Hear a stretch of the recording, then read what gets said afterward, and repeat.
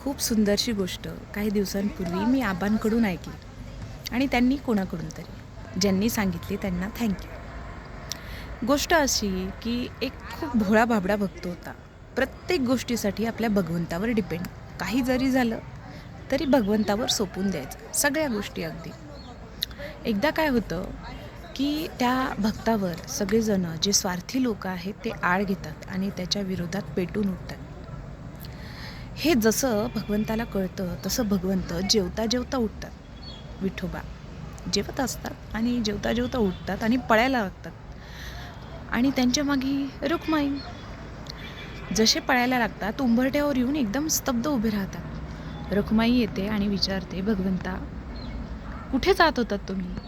भगवंत म्हणतात, अगं एक भक्त होता ज्याच्यावर सगळेजण पेटून उठले, त्याला वाचवण्यासाठी जात होतो. मग रुक्माई विचारते, मग का नाही जात आहात? मध्येच का थांबलात तुम्ही? त्यावेळी भगवंत म्हणतो, आता त्याला माझी गरज नाही. ती म्हणते, का? अगं ज्यावेळेस त्याला सगळेजण त्रास देत होते प्रत्येक वेळी मी जाऊन त्यांना धरून ठेवायचो, कारण तो सगळं माझ्यावर सोपवून द्यायचा. पण आता त्यांनी स्वतः ती वीट हातात उचलली आहे. आता तो त्यांना सगळं विरोधात तो स्वतः उभा राहिला आहे. आता त्याला माझी गरज नाही आहे.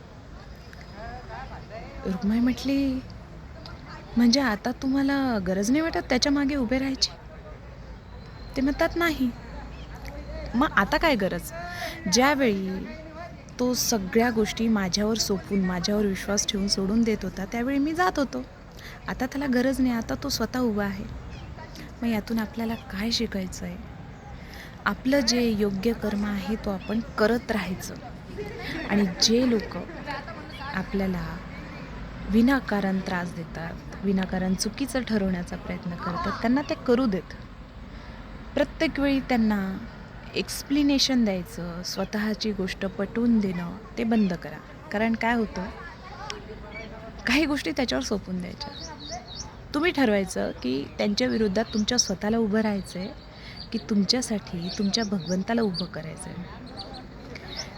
तुम्ही तत्पर उभं राहायचं आहे की तुमच्या भगवंताला तत्परतेनं तुमच्यासमोर उभं करायचं आहे तुमच्यासाठी?